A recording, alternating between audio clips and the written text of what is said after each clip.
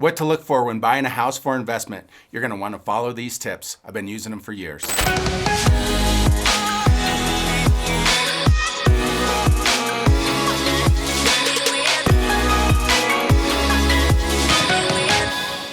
In today's episode, we're going to go through a few key things. 1, the rehab costs and how to stick with those budgets. Also, what needs to be fixed. And recently, something that I had to do with a house that sat on the market for too long. In real estate, it's all about location, location, location. The better the location, the quicker you're going to be able to rent the property, and also, if you're flipping it, the faster you're going to flip it. All about location and demand of the property. One of the key things when looking at an investment, whether it's to fix and flip or fix and hold, you want to look at what's the cost of the property with the ARV, which is the after repair value, what your holding cost is going to be, and if you're putting a mortgage on it, what's that going to be versus current market rents. These are things that you have to determine prior to executing and buying the property. When purchasing a house, to make sure that it has the proper exit strategies. And if it only has one, make sure that in that market, you're trending in the right direction. That means that houses have to be selling in that market, and you got to look at the holding times or time on market if you are going to be selling. Rehab costs are sometimes underestimated by new investors and even seasoned investors. We have a checklist. If you stay till the end, we're going to give you that checklist to make sure that you are following and have all the proper things checked off in rehab prior to getting into the deal. So stay tuned to the end and we're going to get you that free checklist. Let's talk about fix and flip versus buy and hold. If you're fixing and flipping, what you need to look for when rehabbing the property is quite different than if you're using it just to rent it out. The quality of the product is a little bit different. If you're renting it, it's probably a little bit more durable. You're not putting such high-end finishes in. If you are going to fix and flip this, you want to make sure that you have a good finish carpenter.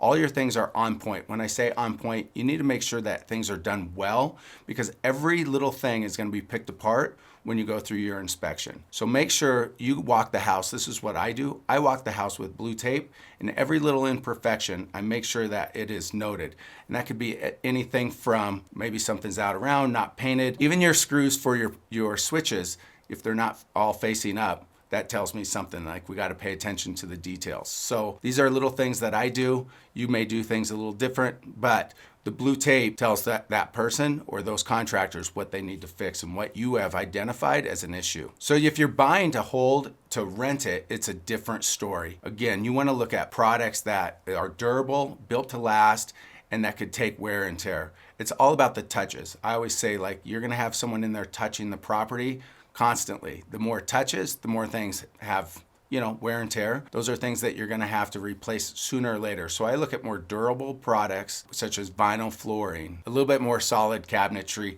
things like that. You want to pay attention to what you're putting in, and also the quality does not need to be as expensive as something that you're fixing and flipping. Know your market. One thing when going into a deal is what's the demand in that area. I always look at what's the time on market, and that could be for renting and or for fixing and flipping. Very often those go hand in hand.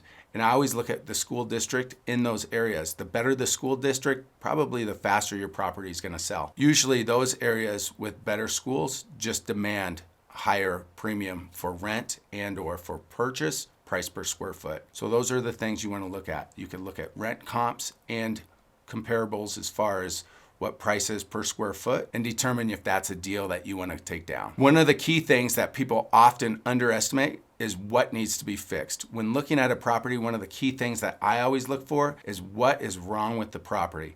Almost all properties have an issue. The quicker you identify and come to grips if something's wrong and you need to fix it, whatever it is, you want to make sure that you're identifying what needs to be fixed. The one thing though you can't fix is location. So we go back to location, location, location, location. The things that need to be fixed, if you're identifying and you see them and you're selling this property, the person that is potentially buying the property is going to identify and see those things too. It's important that you fix these. Identify those things when you're doing your budget that need to be fixed. Don't skip them over, but actually budget for them to get completed and fixed. The more issues that you have on your property, they may be even small, people are going to identify that and start keeping a checklist in their head of all the issues that they see on that property. So fix it and fix it the first time because an inspection is going to call them out anyways. Before I get to the next part, Click on the button, subscribe below if you want content like this delivered to you daily. Here's one a lot of people skip. Unfortunately, everybody spends their entire budget on the inside, and very little is spent sometimes on the outside. It's overlooked often, and unfortunately, it's going to cost you. So make sure that you're sticking with your budget, but also make sure that you set a proper, realistic budget for the exterior landscape. Curb appeal in general. A lot of people skip on this. The more people are going to want to see your property. You want to make sure that your property, when you're looking at it, has different exit strategies. Meaning, are you going to buy and hold? That means you could rent this out as a rental or a vacation rental. Or is it for a fix and flip? So the market will tell you that, and sometimes you have to shift, maybe because you missed the market. Recently, it took me 14 months to do a big remodel. Typically, I'm about 60 to 90 days. So this was the biggest remodel ever, and I missed the mark. It didn't sell like we all anticipated. So what I had to do was put a tenant in there with the option for us to continue to sell and show it. Anyways, you may have to look at options like this that are a little non-traditional in order to make your deal work. It allowed us to cash flow, but at the same time, show the property, and eventually we did get the price we were looking for. In fact, we got over.